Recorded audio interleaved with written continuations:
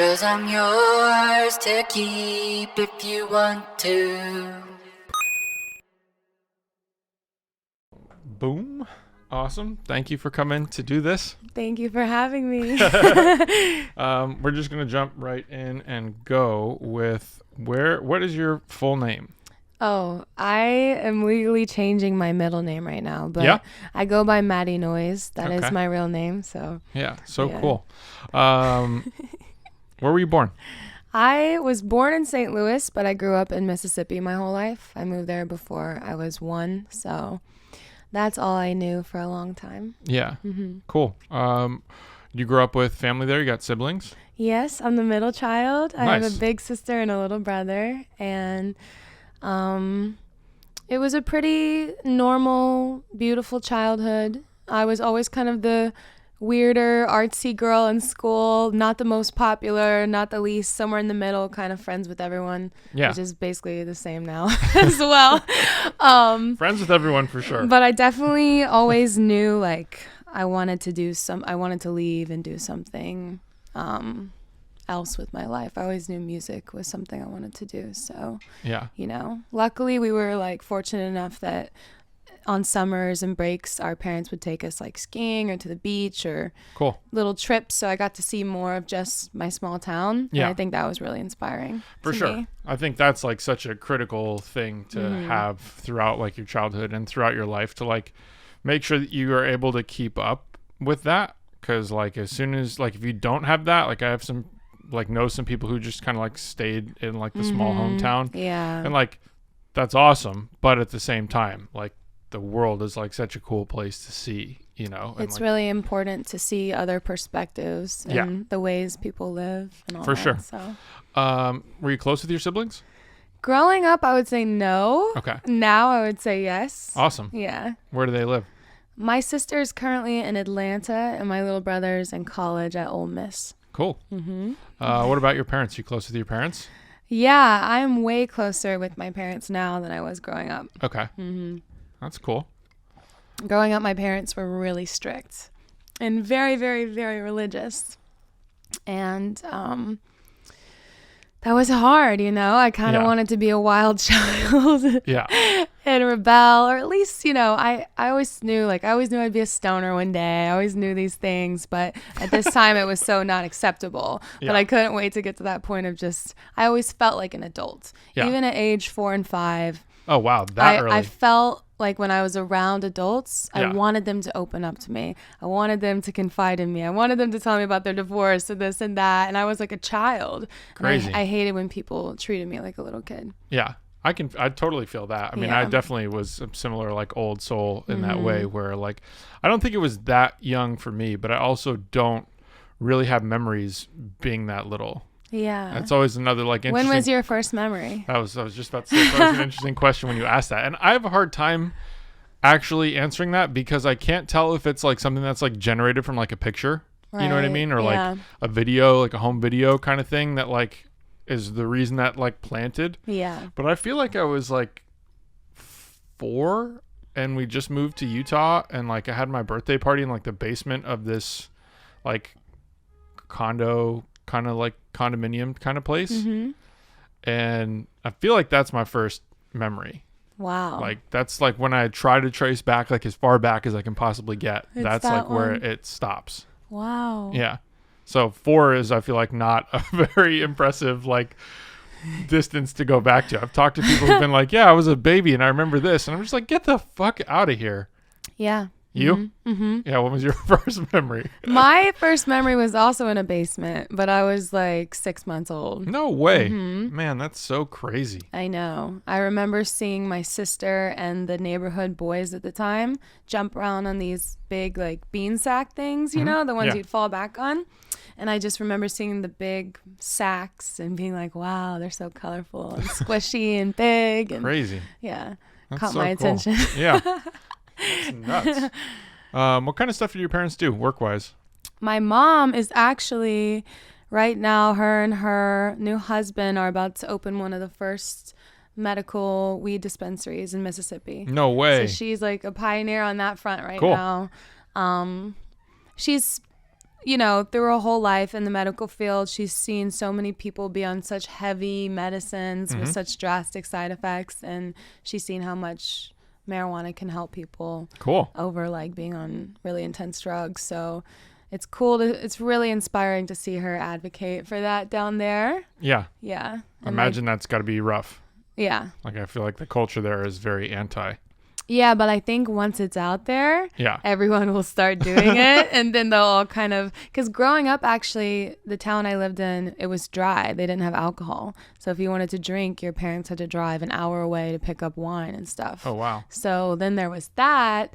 And finally, it became a wet town, and like everyone got divorced. Like, it was crazy, you know. Like, it went from like all these couples at church to like now you could drink. Everyone got divorced. Like, you know, the whole drama of the town, and now it's about to be a weed town too. So. I've been thinking about that a lot lately, which is funny that you bring it up, because I actually literally Googled places that you can't drink in the United States, and those regions popped up, and I was like, man, like, I mean, among all the other fucked up things like our government sells us and like lets us do, drinking alcohol is so problematic. Mm-hmm. Like in literally the way you just described, you go from like everybody has their like peaceful relationships, everybody's like, you know, together, and like I don't know if that's like, oh, that's the bullshit side of things. Yeah. And drinking alcohol like opens up like a different the truth. Yeah, or they say in wine there's truth. Or the opposite. And then it's like, you know, we're actually like lying about that, and it's really just like this mischievous thing that like it unlocks that's like actually not really great for most people. I think in this case, it was really good for all of them. I think they all like were kind of suppressing so many things, and the alcohol kind of loosened them up and widened their minds a bit and said, maybe this isn't the only way to live. Maybe I can love Jesus and drink wine. Yeah. Yeah. No. So, but yes, usually, yes, I've seen alcohol destroy many lives. Okay, for sure. But in this case, no, it fixed them, I think. Yeah. Because my parents are divorced, but I think they're a lot better off like that. And I'm a lot closer to both of them since they're divorced. So clearly they weren't the right match for each other. But when did that happen? It happened right around the first time I met you. Okay. Mm-hmm. Okay. Because, I honestly was trying to think. I was like 17. If they were, still together. No, they're not. Okay. But she's happily remarried, and he's like a farmer now, and he has all these cows and stuff. Nice. And he really likes his cows, so cool. It's cute. You like that kind of life, like the farm? There's like, you mean like for me? Yeah. There is something like sexy and alluring about it, but I think it's also because I'm living here, and it's like when you go back, it's so peaceful and totally. You know, you think, have you ever heard that song "Where Have All the Cowboys Gone"? Yeah. Yeah, it's kind of like that thing of like there's some kind of domestic thing inside me that I think it's kind of hot, but to be like living on a farm somewhere. But also I think I would go crazy too. Yeah, I wrestle with that. Like I'm eyeing the door on LA. Like I'm giving myself 2 years, and like it's a little bit of pressure in a way. It's also like, oh, am I going to find a place that like, am I just dreaming about this other thing that like once I get there, I'm going to be like, damn, I missed the thing I had here. Or is it like full on like, oh no, I'm really like just burnt out of being here. But I've been here for 15 years. Yeah. And it just feels like a long time to be in one place for me as like an adventurous person to like be stationary for a long time. It's like, fuck, do I really want to do that?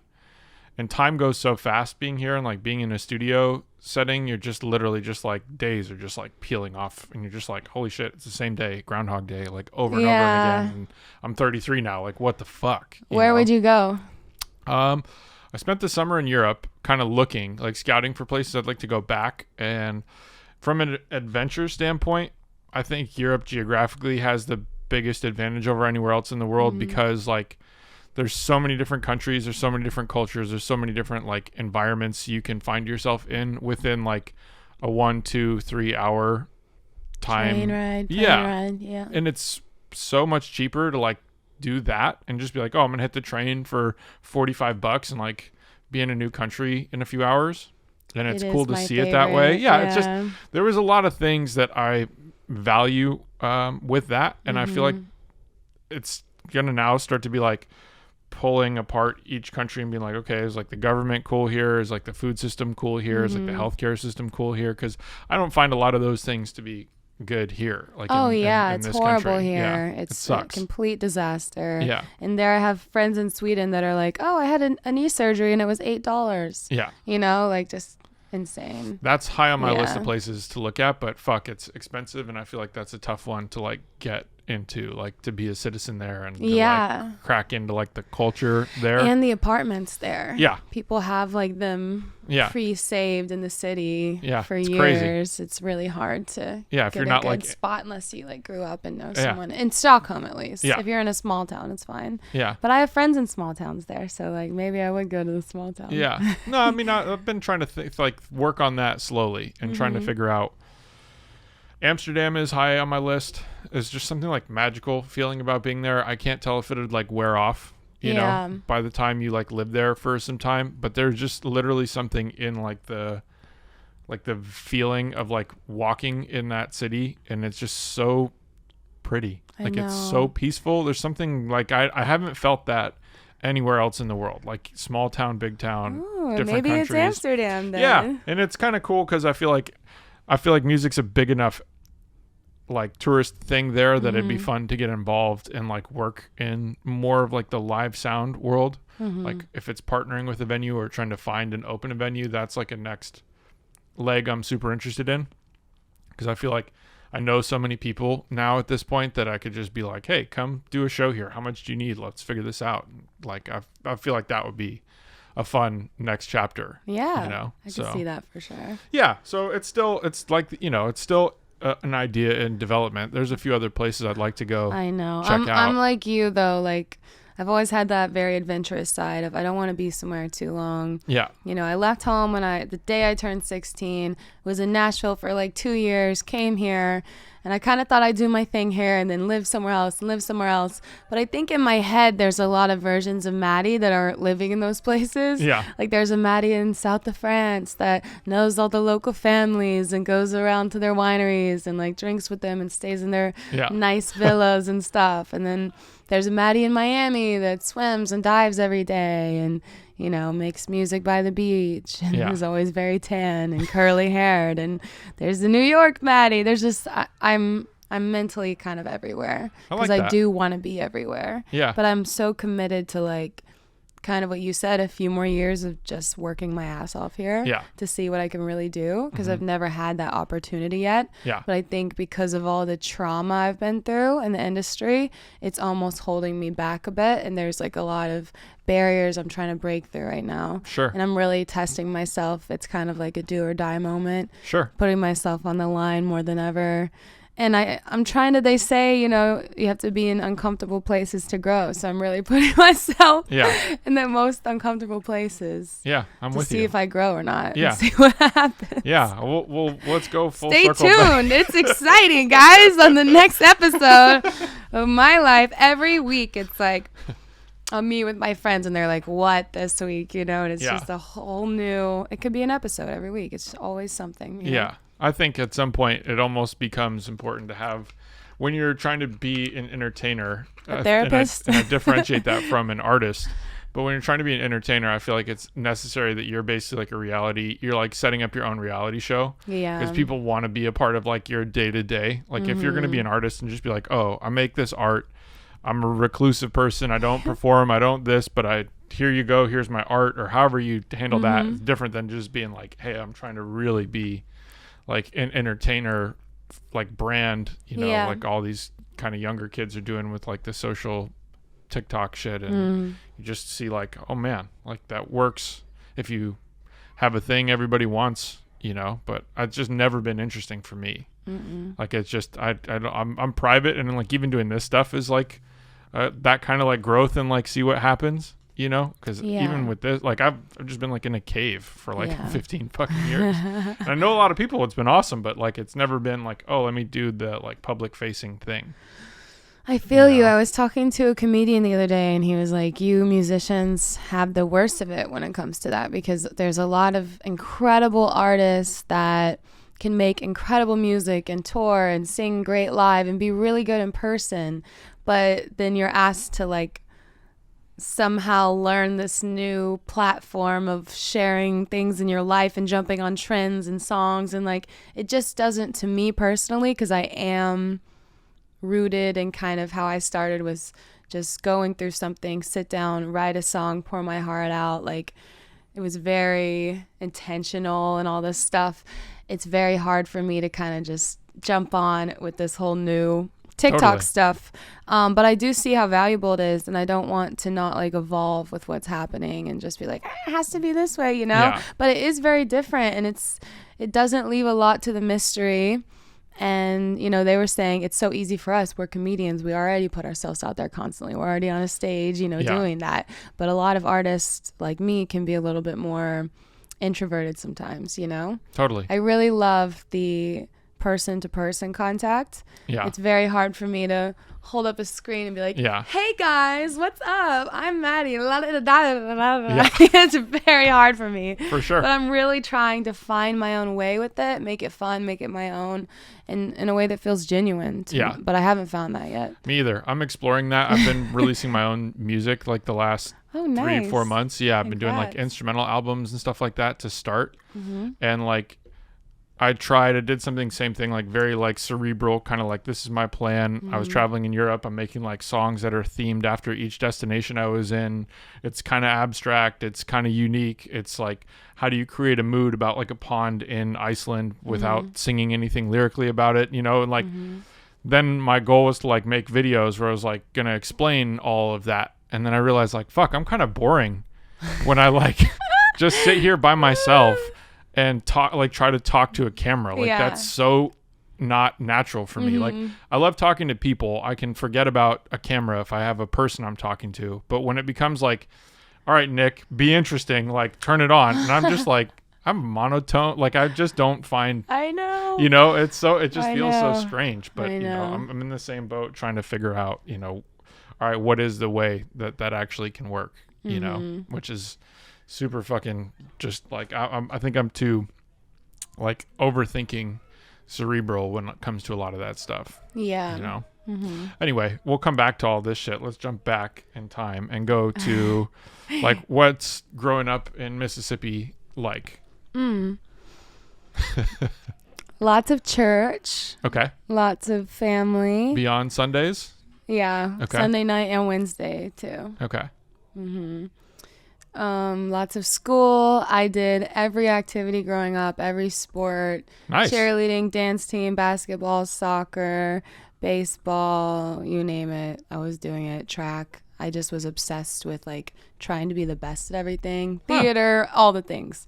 And then around 12, I started playing guitar and started writing songs, and that just completely overtook my life and Cool. became all of my attention. And you know, my mom especially, both my parents, but really my mom was like, what, you can do this, let's do something with this. So Cool. she'd come to all my little open mic nights. She first made me play, became addicted. We'd drive to Nashville every weekend. No way. We'd play every little open mic night there. And you know, I just became addicted. And then when I was 15, I dropped out of school after 10th grade. Is there, so to jump back in some of that, because there's a lot, is there anything in particular about like that first process that was particularly the thing that reached out to you? Like, was it performing and receiving like people appreciating what you were doing? Was it like just the songwriting process? Is it just seeing yourself getting better? Did you take any kind of singing lessons, guitar lessons, have anybody musical helping you kind of get that ball rolling? I would say no singing lessons. Okay. My mom always Crazy. wanted to preserve the texture to my voice, and Okay. she was afraid that a teacher would try to get me to sing another way. Interesting. So she never wanted anyone to touch that. Cool. Now I would do them just to keep up the maintenance, Yeah. and, you know, but now that I have my texture, Totally. Did you sing in church? yeah, like in plays and certain little kids choir things, but not a ton. No. Was there just like a moment when you were just like singing, you were like, holy fuck, like I could do this? I remember when I was a kid, I was singing to myself in the car, Okay. and my mom said, "Wow, you have a really pretty voice." And I I was like, really? And I never forgot that moment. I was probably 7. Cool. But the first song I remember inspiring me, like lyric-wise, was Ironic by Alanis Morissette. Okay. I was playing and I was sitting in the back of a car and it was playing and I was like, wow, like rained on the wedding day, like never flew, and the flight went down and he was like, it just blew my mind as such a little kid. And then the other one was Hurt by Johnny Cash. I would like put that on as a 4-year-old and just cry to myself. Yeah. I was so that song struck a big kind chord of with me too. Scarily deep as a child. My parents would like find me in a closet with all the lights off, just like alone crying. Like, you know, it was very like I was feeling the world. Yeah. You know? That's amazing. But those are the first 2 songs that really spoke to me. And then guitar wise, I took a few lessons from this kid who went to our church. And, you know, he showed me some basic chords. And after that, I kind of just ran with it on my own and started writing songs. I didn't want to play the open mic. My mom offered me $50 to do it. Nice. And I was 12, so that seemed like $1 million. Totally. And I guess, you know, the first time I was like shaking. You know, my little crushes from school were there and everyone, mean kids, nice kids, like older, cooler, hipster kids I wanted to like me. All of them were there and I was shaking. But I got through these 2 songs, and I don't know if it was the fact that people liked it or the fact that, you know, I got to show or sing. I don't know. I don't think it was. I just knew that after that day, I wanted to do more of it. Cool. I don't know what it was. Yeah. I just became, it was like a light went off. Like, This is it now. Sick. Yeah. That's amazing.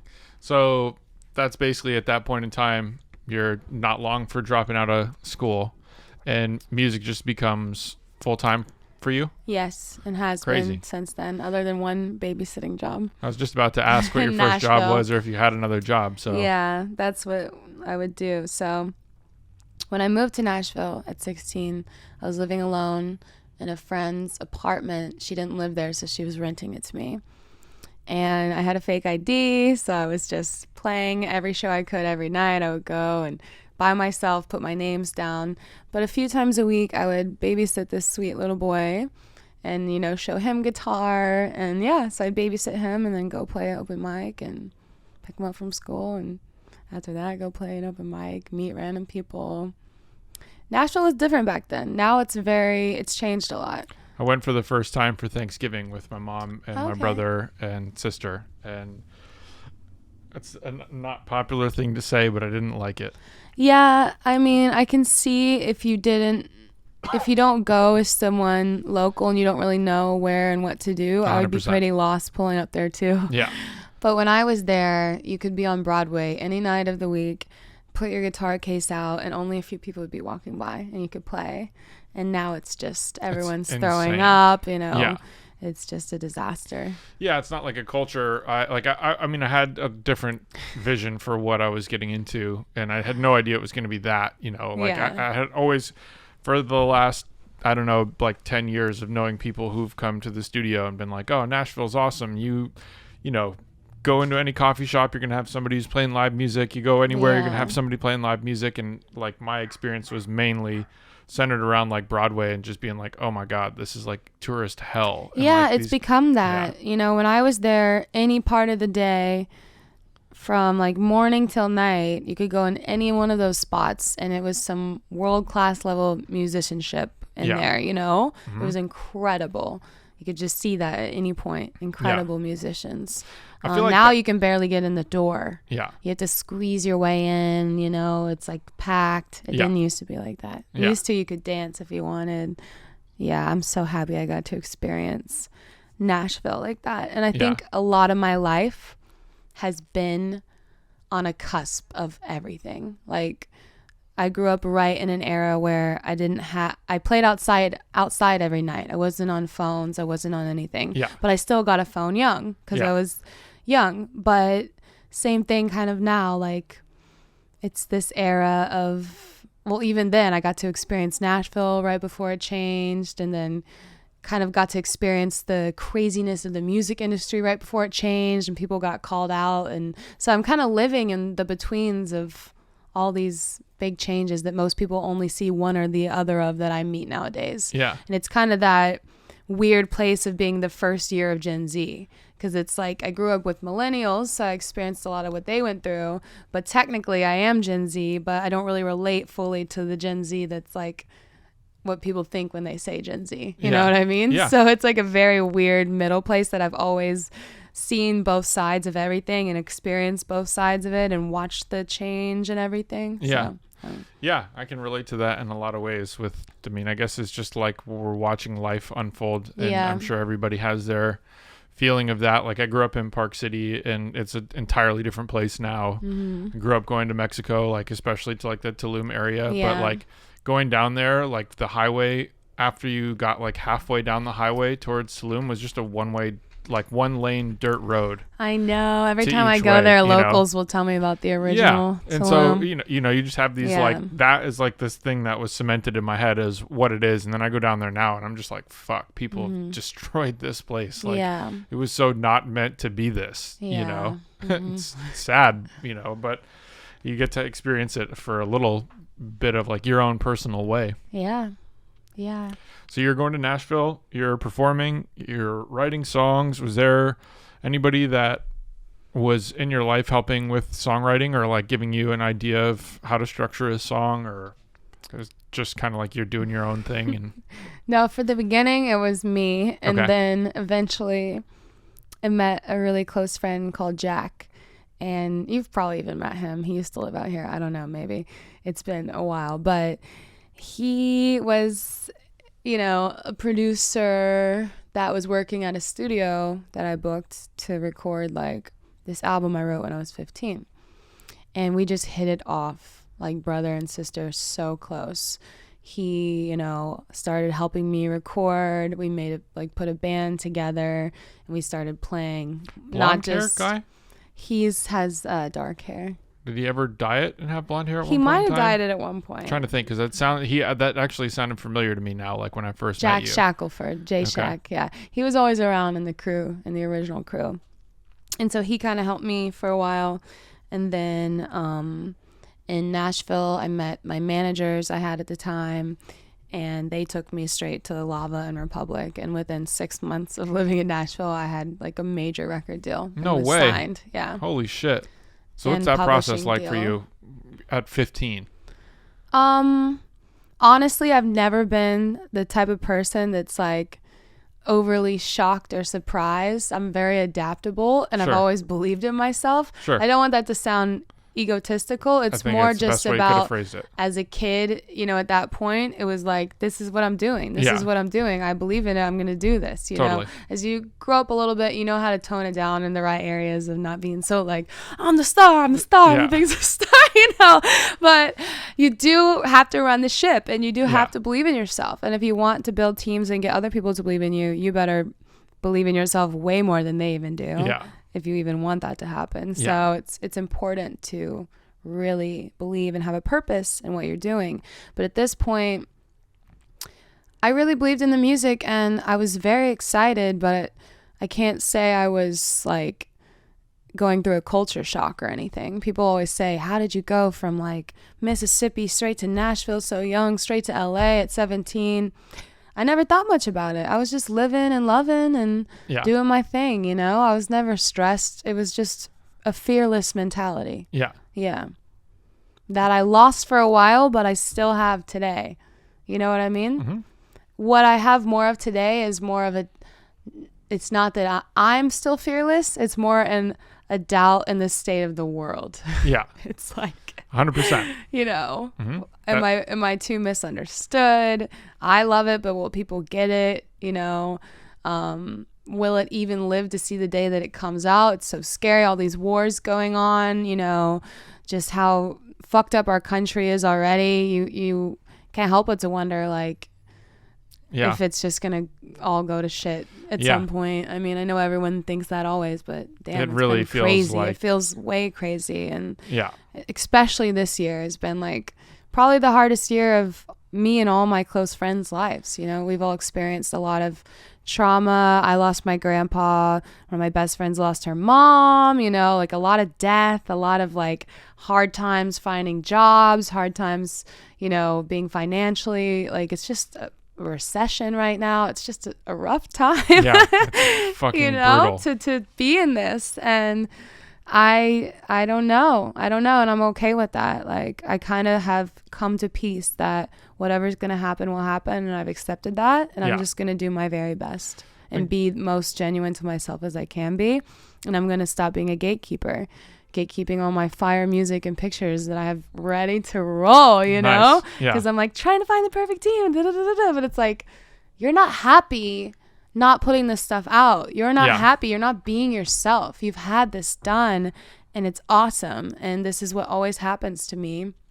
But this time I don't have people restricting me. This time I'm doing it to myself because I'm used to that. Yeah. So it's like in a bad relationship cycle where you date one bad person, you get in that cycle, and maybe your parents were in that cycle and your grandparents, and you have to be the one to be like, I got to break this shit. Totally.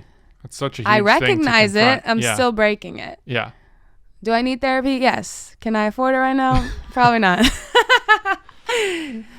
Yeah, that's a challenging one. I mean, I deal with that from the like opposite side of the table, which is why I started making music. Is I felt like, okay, I've tried literally with like dozens, if not hundreds of people to be the one to be like, hey, you need to put music out. We need to get like the pace going. We got to do this. We got to do, you know, and I just feel like nobody's with me on that. Let down. And so I just said, fuck it. I'm going to do it. And like literally this will be the third month in a row that I put out an album. And like I put out another one in July, so it'll be 4 for the year. And I'm planning to go. Does it feel so good? It's just fun. Yeah. And like I feel like that's the thing I recognize most people failing to see when they're doing music now. Is like I'm literally just having fun. Like I'm trying obviously to now make it another revenue stream in my life, and ideally one I can live off of. So I'm trying to be somewhat strategic with it.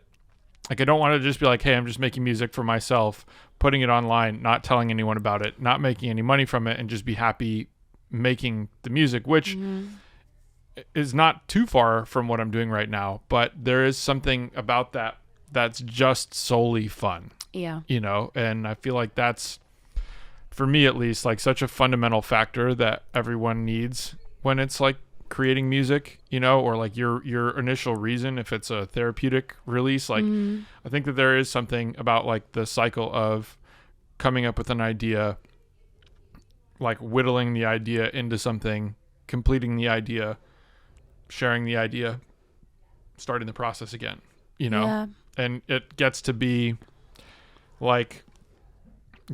continuously more difficult when you get stuck in any one period of that cycle. Like if you're just creating ideas, like 1,000 demos, 10,000 demos, and you never actually complete a song, and then it gets to the point where like you complete a song but you never ever release the song, and you know, like I feel like that just becomes a lot of like different roadblocks that become hard for a person, you know. I mean, it's really hard. My stuff is all done, ready to go. I like did it all over quarantine after I got out of my deals, reconnected with myself, styled and shot all the covers, you know, self-funded it. You have the coolest shit. You haven't even seen it. It's I know. so I can good only imagine, now. But you've always had the coolest shit. Yeah, so imagine it's totally evolved. Yeah. And I think it's just like my biggest goal would be every 4 to 6 weeks dropping one of these songs and building kind of from ground zero again. So many people know me as so many different girls, and I kind of have to build my own story again, my own narrative, because that's really the only way to get noticed right now. I mean, the cool thing is, which I've noticed, it's not just about talent is what I mean anymore. Like it's not about that.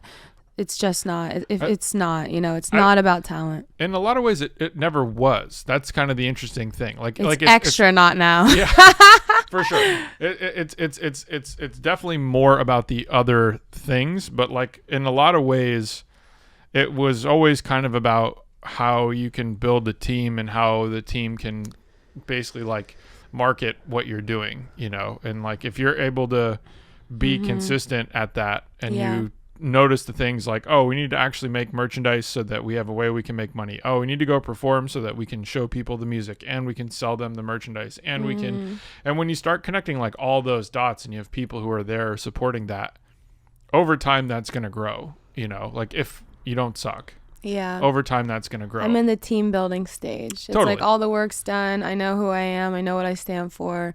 I just have, and I have some people that have been helping me, but that's the thing. Like sometimes, you know, people don't always have the same ideas or get along great. And Yeah.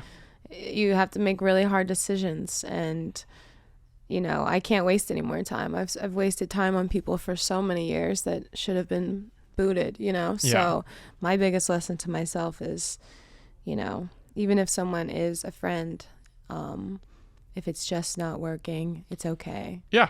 Yeah. Totally. That's so important. Just gotta let it go. Yeah, that's so important.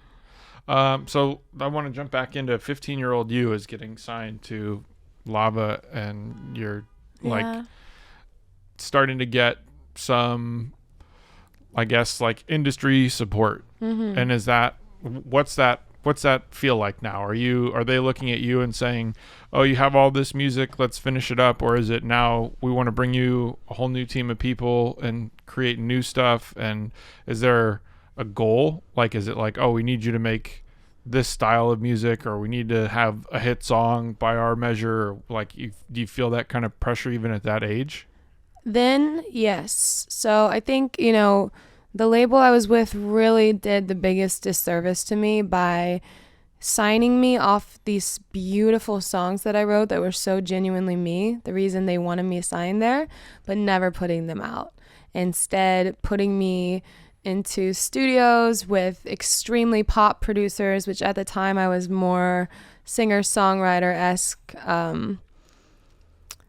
vibes. But anyway, the pros and cons that come out of that was, the pro is that I learned to write for every genre. I learned to be nasty with it in the studio.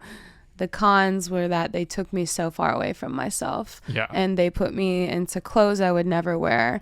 And yeah, there was a goal of like, if we don't hit this many streams, we can't go to radio. So, but having those big people behind you, it was so many ups and downs. There were so many songs blowing up and then not, you know?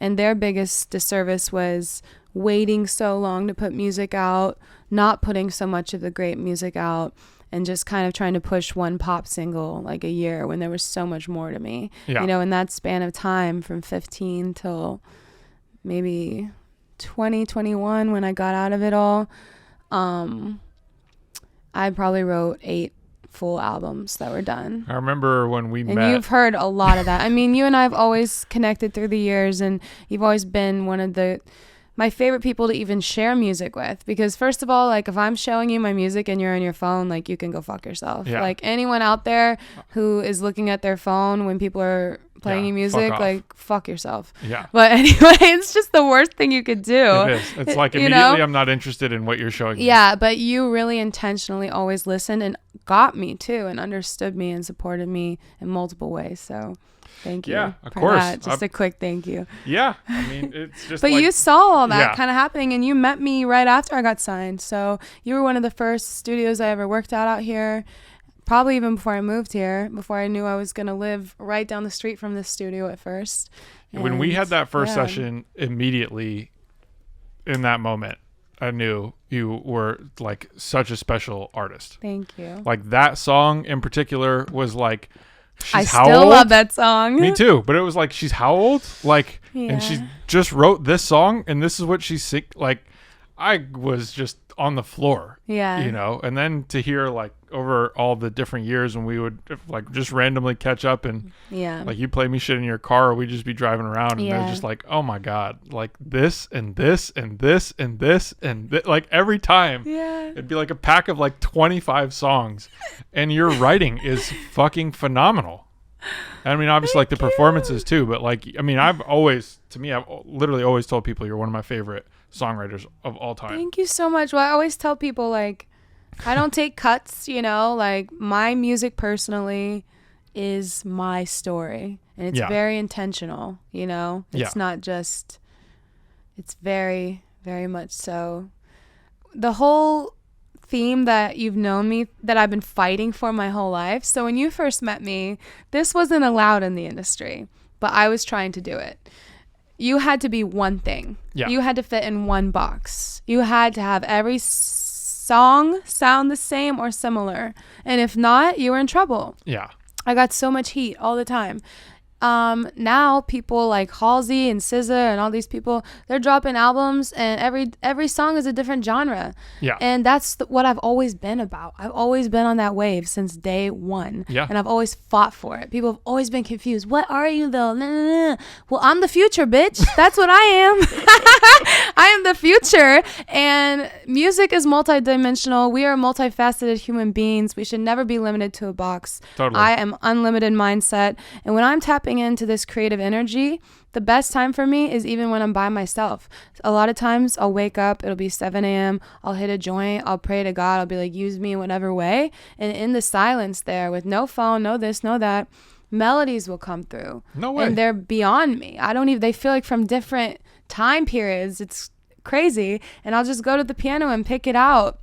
And I have a whole album like that in my head that I haven't even recorded yet because I want to do it with like Mark Ronson or Rick Rubin. You know, like I want to do it. Like it feels so them. It feels so good. But it's like, that's the best time of creating with me. And this new album that I have that you haven't heard yet that I want to put out, it's the same thing. There's a song for everyone. It hits all the points, and that's who I am. I have all the moods. I have all the points. And what carries it and makes it one thing is me. Yeah. The consistency is me, my voice, my stories, my songs. Yeah. It's okay that they're not all just pop or just this or just that. 100%. It's really nice and refreshing that it can bend around to all these places. And for me, I that's what I like. I like variety. I'm a variety girl. Spice of life.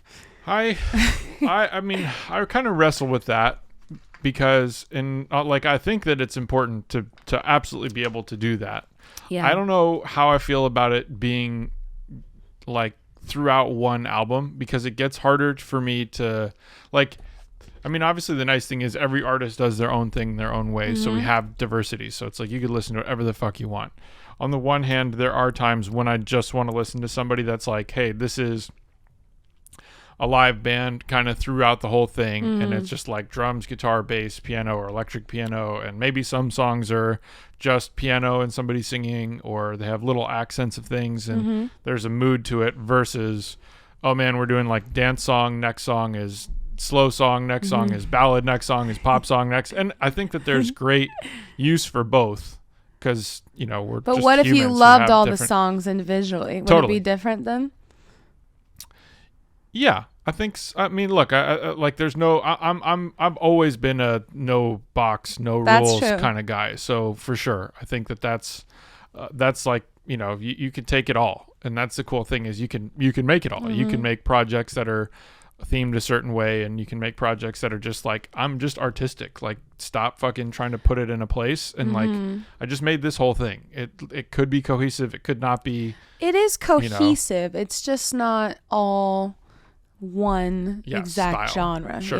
Yeah. But you can put it on and know, well, I'm getting Maty Noyes. Yeah. You know, you can put it on and be like, well, I can rock with this. It might go a little low at some points and higher at others, but it's kind of like Kali Uchis for me. Sure. You know, her songs range, but when I put her on, I know I'm getting Kali, and that's why I like it. But I feel you though. You're also like a huge music nerd, like beyond any level. So I could see you being like, I need to hear just this for this album. Yeah. But I guess for me, if you were in the mood for variety, you could listen to me. Totally. And if not, maybe you would just have a few songs that you're like, oh, I just want to hear that song. And I also feel like you will be creating for your whole life, so you'll have plenty of albums that'll be this and that, you know, whether it's like you and just a piano, like to me, I that's would the whole love point of that. not putting yourself in the box. Maybe there is an album where I want to be in the box, and that's still not putting myself in the box because I'm choosing it and I'm digging it. You know, I think that's the only way to do it. Because it's my free choice 100%. to be in that box. Yeah. I think that's the best way to approach anything in a creative field.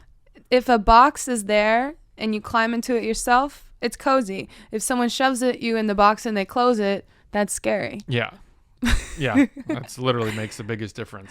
Yeah. So you're at that kind of early, like, set age of having to get forced into a box. Yeah. And like, is that something that, I mean, I guess you've already kind of said, you know, pluses and minuses to that. So we don't have to drill too far on it. Like, I can only imagine how many things were educational, like both from success and from failure, where it's like failure you learn, success you learn, you kind of have, you know, like the chance to grow from all that.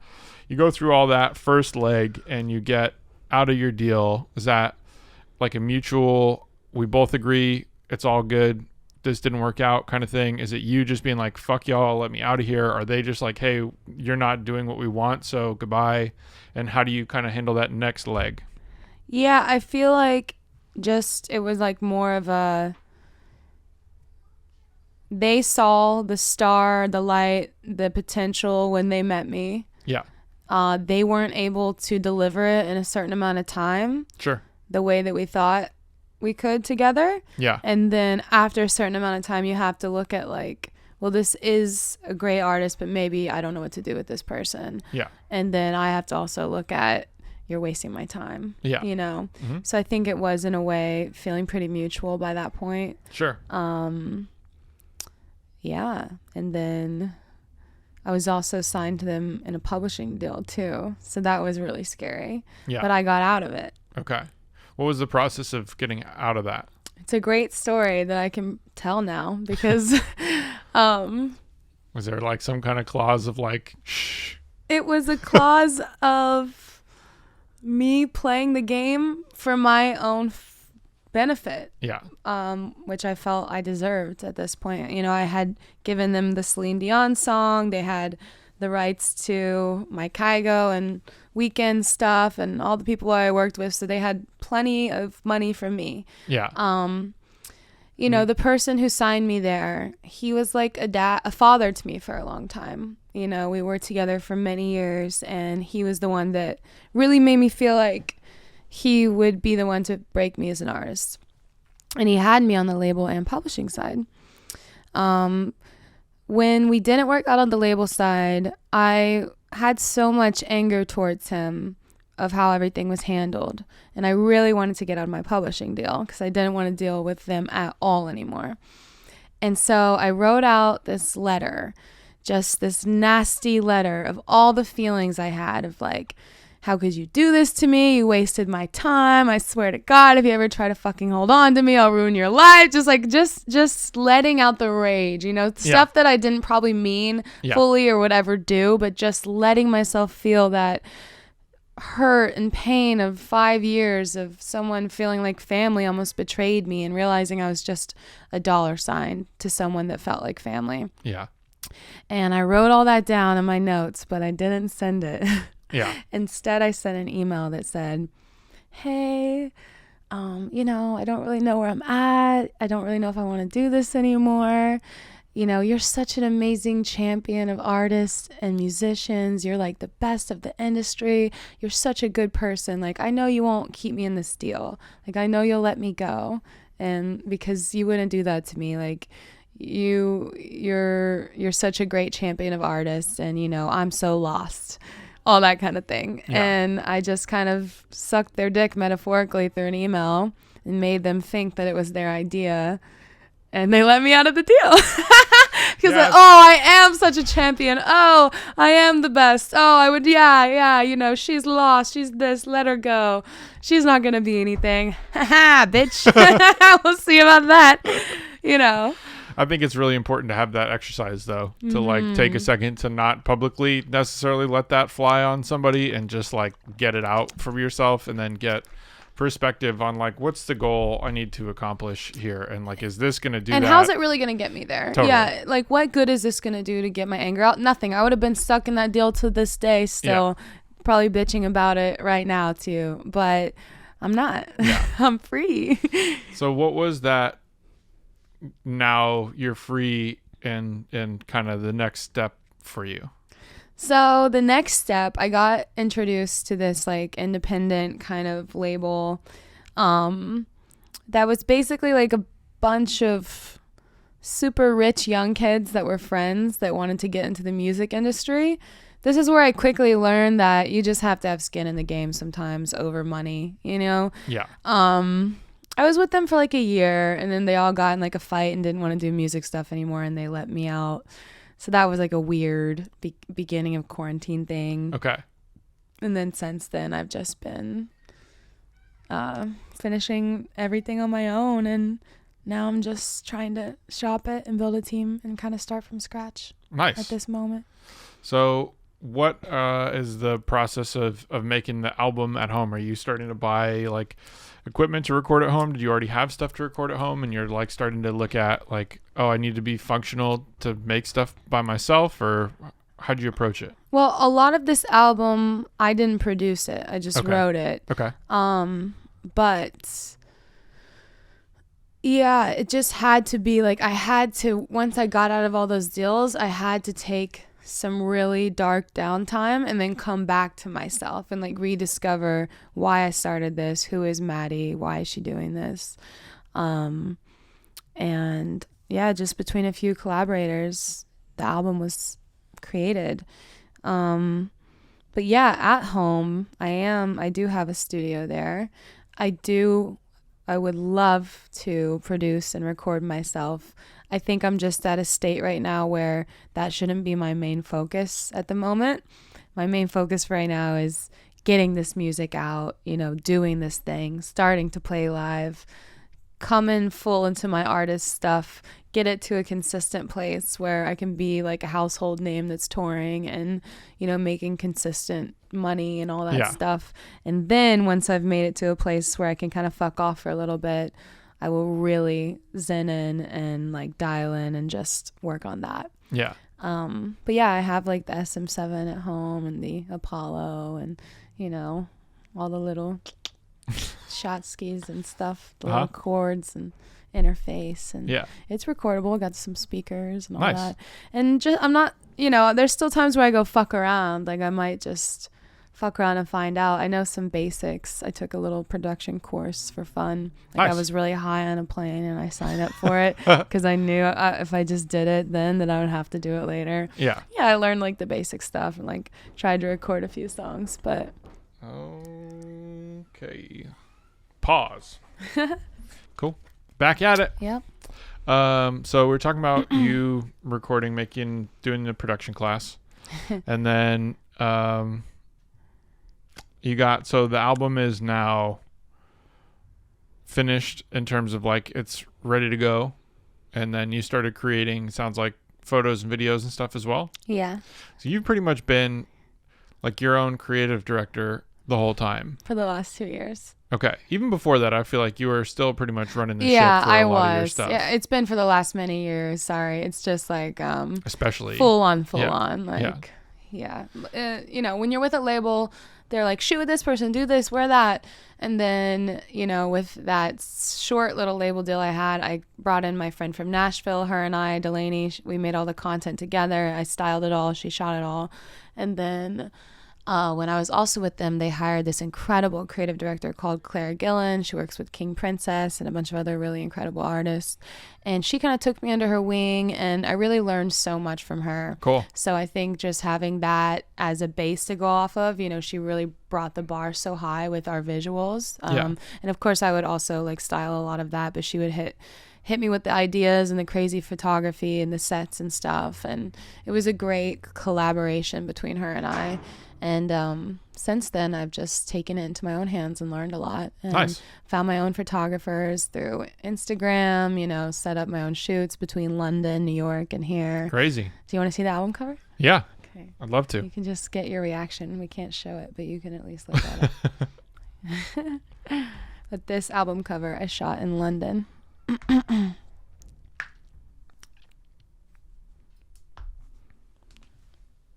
Whoa. And then if you slide one over, it's the tour poster. And that's what my hair usually looks like. No usually way. Has strands of like rainbow in Sick. it. That's so cool. I love that I'm one. on a break right now in the holidays, but yeah. Yeah. Damn, this is fucking awesome. Yeah. There's a lot of good ones in there, but so sick. Yeah. So when you hear the new music, you'll kind of understanding get what a the visual aspect of it is. Yeah. Cool. That's awesome. Okay. I mean, I'm sure we could talk for like hours and hours about more details of different aspects of all this stuff, but I won't torture you with all that shit. No, please. When you initially hit me up, it was like, hey, I wanted to come by and run something by you. Yeah. And so that was. So I have a gorgeous house in Silver Lake. Okay. And the top part of the house is all like personal rooms, kitchen, all that stuff. Mm-hmm. But in the bottom half, there's a garage I've set up. Okay. And a studio I've set up. Okay. Ideally, like, to make more income and just to kind of start like this own little community of my own, Mm-hmm. I want to turn it into a studio that people can work out of. Sure. So my questions to you were, one, like, how much would you charge someone a day for something like that? Two, do you have to get like an LLC? How do you set it up business wise? How do you find artists and labels to collaborate with you and rent your studio out? Like, how do you get the process going? Sure. Successfully? So, I mean, for me, which, you know, it does definitely, like, I made like the same mistake 1,000 times, 1,000 different ways. So like I could have gotten a lot further faster if I was mindful of those things. Mm-hmm. But I've always approached things from like the perspective of like, I just genuinely want to help. And like, that's usually when you get taken advantage of like the most. The first step in figuring out how much to charge is generally based on like what you think the space itself is worth. Mm-hmm. So like, you know, you've been to probably hundreds of studios at this point in time. You probably have a decent idea to say like, okay, you know, I have either like a really nice facility, like the room itself's been treated and it sounds good, or you just got lucky and have a good sounding room. And then within that you have, you know, like A-list microphone, B-list microphone, C-list microphone, D-list microphone, A-list mic preamp, B-list, you know, and you start to like assess like, okay, what's like the actual makeup equipment wise in here? If it's just really basic, but it's a cool spot to work in, you can pretty much just start with like, let me see if I can get $50 an hour for like just the room, no engineer, and just like work around that number, which seems to be like a pretty friendly number for, like, I've had people turn down booking my studio for, I mean, at various prices, because I started it free and I went to like $20 an hour and like worked all the way up to $130 an hour at one point, where I was just charging that for the studio. And then now I've brought it back because I feel like we're in like that recession. Mm-hmm. Things are getting way more difficult. Artists are like almost all, like I got a call today from a guy who works with like a really big artist who's now like setting up his home studio and wanted to know if I had gear I was going to sell, because that's like, to me, where everybody's going, you know? So it gets way more difficult when you start to consider competition, what's out there. Like now I've been seeing places that are popping up where they basically bought like $15,000 to $20,000 worth of gear from like Guitar Center, like basic Yamaha speakers, use 87 microphone, like a Avalon type preamp or like a Neve clone type preamp, and like they basically just have that. Some places don't even have a computer for you to, like, it's like bring your own, and they'll charge like $150 for 8 hours.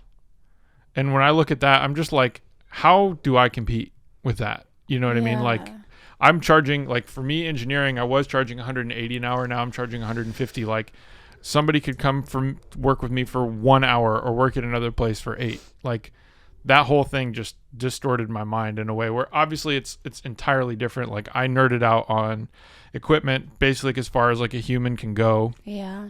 And I bought what I believe is some of like the best equipment in the world, with the goal of like recording people with the best quality equipment in the world and like learning how to operate that to the best of my abilities within, you know, so like, and you have a name already and so many great artists have worked here. Yeah, it's a different, like there's, but you know, like the basic factors are like time, and like you also know a lot of really amazing people. So starting to get like people, like I started with doing sessions for free because it was just like what I loved to do when I was like 17, 18. So I had no idea. Like engineering them for free? Yeah. Engineering and letting people like into my apartment for free because like I thought I was going to have a record label and a management company. That was always like my position and why I wanted to have recording equipment. And then I like just fell into engineering, and it just became this like, you know, whole like thing. I just kept falling, you know. It was just like once the avalanche started, I was just in it, and it just kept going all the way up until pretty much like summer last year.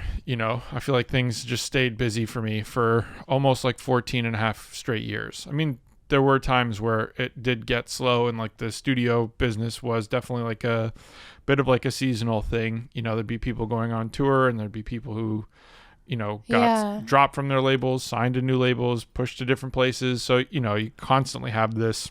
Did you put it up on a website, or did you just have a good relationship with like publishers and labels to bring their artist here?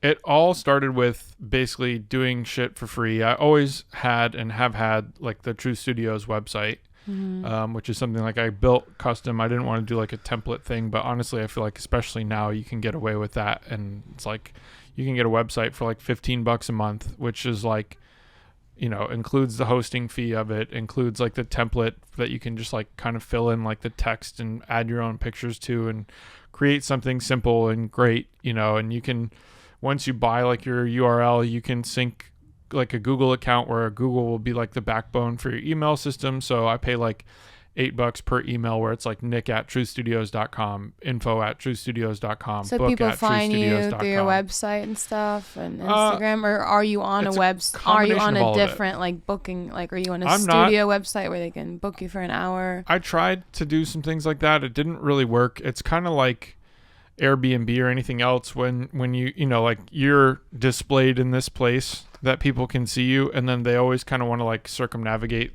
Like, I don't want to pay the fee that this guy's charging me. Let me just go hit you up separate of that, you know? And so there's a lot of like that stuff that happens. But initially it was like just working with a bunch of people for free. And then the people that I worked with for free started to bring in other people, and then they would be like, how much is it? And then I would be like, oh, it's $20 an hour. And then as like things continued to progress, I would be like, oh, well, I just bought more equipment. I feel like the room is worth more now, so I'm going to up it to $25 or $30 an hour. And then, you know, like I'm now so busy, I can't afford to keep working with these people at $25 an hour. Now it's $40 an hour. You know, you kind of just like can work your way up, and you can kind of feel like, oh, there's a lot of demand, so this is great. I can like continue to charge more money. And then maybe now I'm like charging too much money. There's not as much demand. So maybe I need to scale that back, or I need to be patient and like let the demand catch up to like. So you just ebb and flow. Pretty much, you know. And like the major factors are like if you're adding and changing things. Like you know, you've seen the studio 15 different ways since I took this place on. I've had different times where I felt like, oh, I'm in the middle of construction. If you want to work, it's going to be cheap, because I literally have like fucking contractor stuff in the studio with me. If you're cool with that, let's go.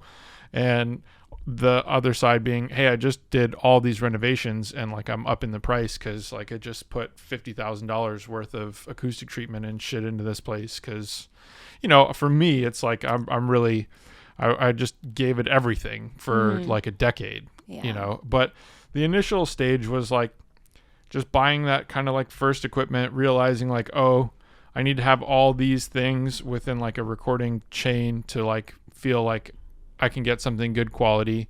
Then it was like, let me continue to upgrade the worst things that I have. Like, oh, I have a shitty microphone, let me buy a better one. Oh, I have a shitty preamp, let me buy a better one. Oh, I have a shitty audio interface, let me buy a better one. And then it got to the point where it was like, nothing's shitty here. Cool, I can charge more, you know. And so you kind of go through like that. At least for me, that was like my process. Okay, so what would your advice be for someone like me who doesn't have time or the full knowledge to engineer, doesn't have all the money in the world to make it the best gear yet, but it's like still totally a workable room, and doesn't like I'm just looking to like, also, how do people pay you? Do they pay your business?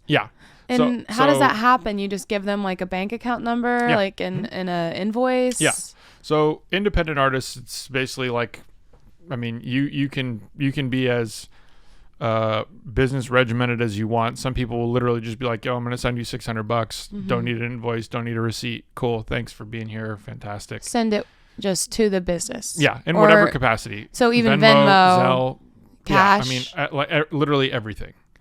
But it's separate from just you? So it's separate from me in a sense that like I have different bank accounts, but because I own the studio 100% by myself and I have an LLC, you basically have, as a single member LLC, it's basically like it's one thing. So like my tax return treats me as one thing.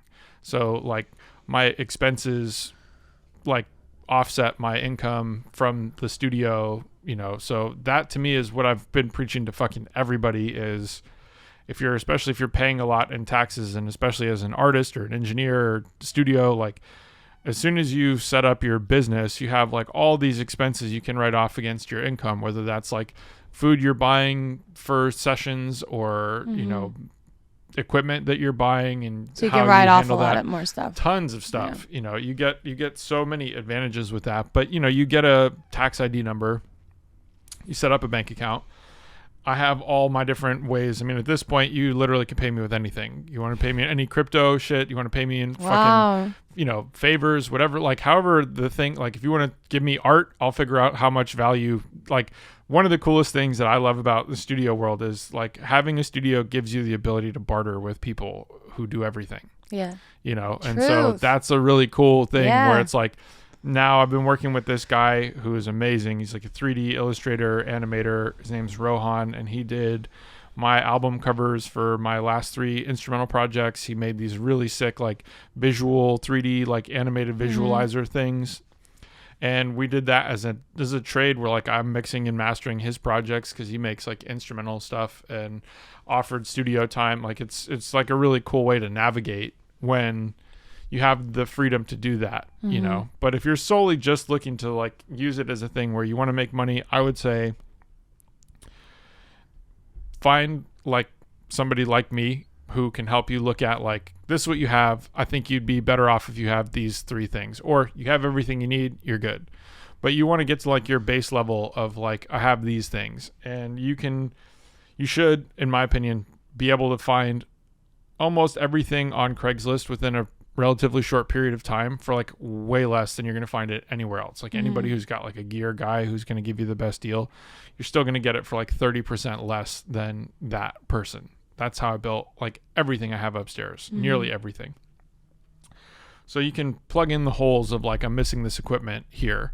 Then you can just try to figure out, I think it's worth this much money. And, you can just probably start with like sharing links on social media and stuff like, hey, I have a recording studio available, here's the website for it, or make an Instagram page for it or TikTok page for it. I honestly am a bit out of touch. I just kind of refuse to be like at the forefront of all that stuff. But wherever like I've been setting up, I did like Nick Breton music on Instagram because I never get credits from people. So I've made things with like the album cover, and then I made like a minute-long preview of the song so that I could just have like a digital resume that's like, this is all the shit I've worked on. I try to do that with the studio. It's a little bit like of I'm posting like the album covers of things that people made here. I'm posting all this random shit, so it's a little bit less of just specifically photos of the studio. That's like, hey, if you want to book it, this is like all you need to see. But if you make that process simple, it's like you just have a place you point people. You probably don't even need a website at this point in time. And you literally just point people to like, hey, my Instagram is Maty Studio. And you can see shots of like the room, equipment list, the rates. You can do hourly if you want to do 1 hour and do hourly things. You can do blocks, 4-hour blocks, 8-hour blocks, half day, full day, however you see that, going. And you just start to look at like, okay, I think like if good place to start is you looking at your own space and being like, if I were to go here, how much would I pay for this? I don't even think it's worth anything. I wouldn't go here. Okay, well then I need to do some work to like make it to that point. Then you get to the point where like, yeah, I'd pay $20 an hour for sure, and just say, fuck it.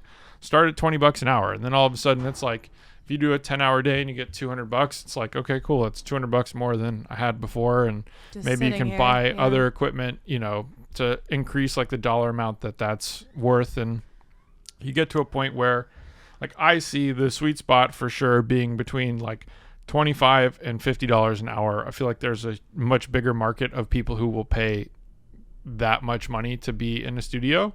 Like I went full on, give it everything I got, try to get to the point where like A-list artists will come work at the studio because I literally have the best speakers, the best fucking mics, the best preamps, the room sounds phenomenal. I know how to fucking fly on the program. Like it's, all these things. And then I didn't realize when I got there was like, man, all like the A-list people have their own setups. Like they rarely are going anywhere. So I tried to change what I had, which was really working in like 2014, 15, 16. They were like the best years of the studio economically. I think that's when I met you here. Probably. And like it had this like kind of janky, like but cool thing about it. Yeah. And I thought that was great because I still had at the core of it the focus of like great equipment, trying to make it a great experience, blah, blah, blah. But then I started to work with artists who outgrew that feeling.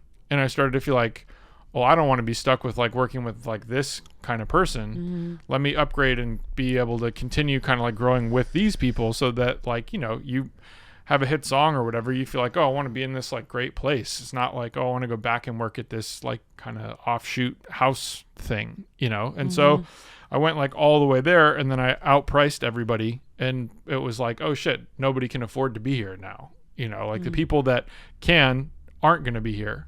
And then it left me in this weird vacuum where I was like, fuck, like I totally misread the situation, you know, as a studio business. But as a engineer, producer, music creator, it's like my dream thing, you know? And so I feel like I got to use that as a transition to create, and now I have what I really want with the ability to create what I actually want, you know, like the management record label type company where I'm partnering with artists, I'm partnering with producers, I'm releasing projects, and we have like an A-list level place to create, you know? And so it's interesting to go through the ebbs and flows of all that stuff, but Craigslist has been the thing I've always like just kept an eye on for buying equipment at a really good price.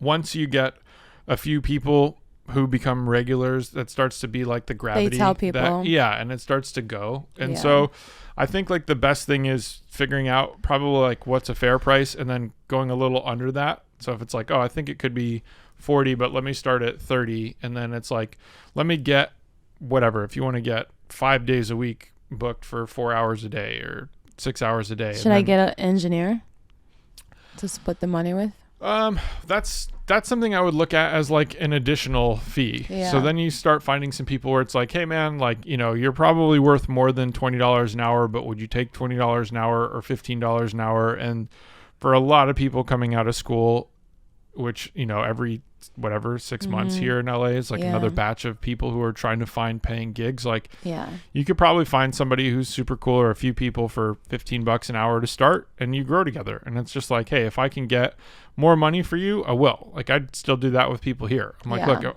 if I like, people are really holding on to money right now. I know. But it's like, if I can get somebody to pay $40 for another engineer, like I'm all for that. But if I can't get people to pay more than $75 for the studio, like I have to kind of balance out like how much am I paying somebody else. Yeah, of course. Yeah. And you play that game and you learn it and you get a little bit more experience. But the best thing, I mean, you can set up your own company. It's simple enough, like with oh boy, drawing a blank on the name, but I'll find it in a second, or if it comes to me I'll tell you. But you basically can just register your own company. I don't really think you need like a lawyer to set it all up. It's not that big of a deal. And the thing that sucks about being in California, which I was just having a conversation yesterday, taxes suck for sure, but there's also an $800 annual fee that you have to pay for just like renewing the business. And like I started my company when I was like 15 in Utah or 16, and the renewal fee there was like $18. Damn. Yeah, I know. So it makes you like think, okay, California. Can I set up a business in another state? Yes. I don't really know how you deal with like, you still have to pay for like this. I guess you still pay the same amount of tax that you would. It gets a little bit of like a blurred line. Like if you're not making enough money to pay tax, but you're still operating in California, there's some kind of thing there. I'm not honestly the best with. I've just kind of bit the bullet and said, fuck it. I'm just going to keep paying this $800 fee and just say, fuck it. No way around it, I guess. Yeah. But I mean, cool. Okay. Yeah. That's all good to know. Thank you. Yeah. But that's been like, you know, for me, how I got things started. Yeah. And then I think I could get it started like that. Yeah. And then you just start to say, you know, do I like the way this is going? You know, do I want to keep spending money on equipment? Do I want to grow this out as a business? I mean, you know, you start to meet a lot of random fucking people, and you start to realize like, damn, some people just neglect the fuck out of my space, you know, like why do people show up and like just think it's cool to like leave a huge fucking mess? Yeah. You know, like that's the craziest thing ever to me. Like if I come over to your house and I bring a bunch of fucking shit and I just like leave it everywhere, it's like, dude, you're not getting invited back to my house. You're fucking nuts. I know. So why would you go do that somewhere else? You know, I it's like know. I deal with that all the time. And, you know, you start to be like, okay, cool. Well, then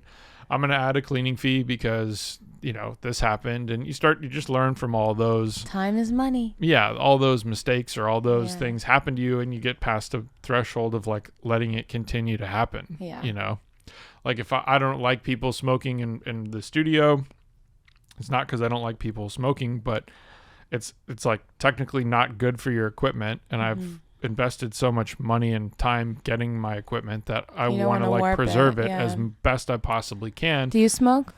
I haven't been. I used to. I mean, there were different times where like I would smoke, you know, like there were times where I was smoking like an eighth a day. Like I would just like smoke a whole joint to myself. I don't have the tolerance for it now. I don't like how strong weed got. It's like definitely got shit that makes me anxious. Like I feel like there's chemicals and things that are in it that are not natural. Yeah. So I had a friend who lives in another state that I was trying to get weed from. And for a while we had a little method that was cool. But, you know, now it's like, unless I go there, he doesn't want to like risk sending it to me. Yeah. Which sucks because like I don't know anybody here that grows their own weed and like really knows like I'm not putting like chemicals in this shit. I'm not trying to put the wrong pesticide, you know, like for me it's very important that it's like with any drugs or any like ideally food I'm eating, it's like I'd like to know where it's grown. I'd like to know it's like done ethically. I'd like to know it's clean. Then like I feel much better about it. And I feel like specifically with smoking weed, when I was doing that, it was like way cleaner. And I was just like, oh, sweet. This is fucking awesome. You know? But yeah, I haven't really been. Honestly, it's kind of like what we were first talking about with like the alcohol bans and the dry city thing. Like, I feel like it's probably good to go back and forward. But for me, I definitely feel like being sober right now has been like necessary. You know? Are you sober off alcohol as well? Yeah, but I never really like to drink. I mean, like I will drink like a glass of wine or like I'll have sake if I go to sushi, but I'm not like, get me 7 bottles, let's get crazy. It's just like, no, I like the way this tastes, like, you know. Yeah. But it's rare for me. Alcohol was one of those things, like I drank a lot early, like in my like late teenage years and stuff like that. And I just would drink to the point of like excess, throwing up, feel like shit, be hungover. And I fucking always hated that. I just like, why do people, unless you literally have an addictive personality where you can't get out of that loop, like why do you continue to do this to yourself? Like this is fucking torture. Like it feels so bad, you know? Like I know. It's so easy to like fall into it around the right social circles if you're always going and doing things. But recently I started Accutane, which you're not supposed to drink on. Oh, okay. And so I've just been not, and honestly, I don't miss it at all. Like it's been really nice. I still do all those same things. I still go to those same events and stuff. And I see how I used to would have felt like, oh, well, you know, everyone's having a drink. Okay, I'll have one. Yeah. But now I'm just like, I can't. And it's fine. And I think it'll be a really good way for me when I'm off Accutane to kind of reapproach my relationship with alcohol, feeling like just because you go to all this stuff and do all these things and are around all these people doing something, even though, you know, I don't have a problem with alcohol. I don't have an addictive thing with it. Just drinking like that, you don't have to if you don't want to. Yeah. But often it feels kind of like, oh, weird to be here, and you know, but now I don't care. So I think it's good that I have a new relationship with alcohol. Yeah, it's good. I think it's good to get like the pause, you know, and then you get like a new perspective. I mean, for me, like there were times where it's like doing mushrooms a lot, like every day I would be either do like microdosing or like small dosing, I guess. I don't know. It wasn't so micro. And it was great. And then I would stop doing that. And then I would realize like, oh, like as much as there are certain benefits to this, I also feel like there's certain like hindrances with it as well. And then I started to kind of like just be like, I'm going to chill on this stuff for a second and just like go back to having like a run, just being sober and just enjoying that. And it's nice to show yourself too that like, oh yeah, I can be sober. And you know, last night I had a dream that I accidentally was pressured into drinking like a White Claw. And I was really disappointed in myself in the dream because a lot of people in real life keep saying, oh, you can drink on Accutane. It's not a big deal. Like I drank on it the whole time. Don't trip. But it's more like, okay, maybe I could, but I'm doing this to show myself, inform myself that I can go 6 months without drinking and not really care or think about it. And so in the dream, I did drink and I was very upset. So now I really don't want to drink. Crazy. That's crazy. Because I think that's how I would feel. I'd be like, oh, you really couldn't even do that? You couldn't prove that to yourself? Like, come on. It's nuts that like manifests in a dream.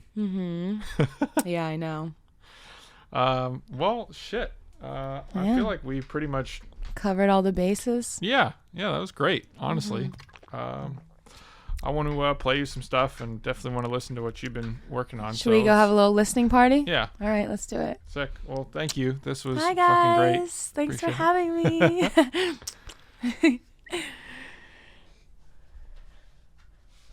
Hour and 23 minutes. Yeah.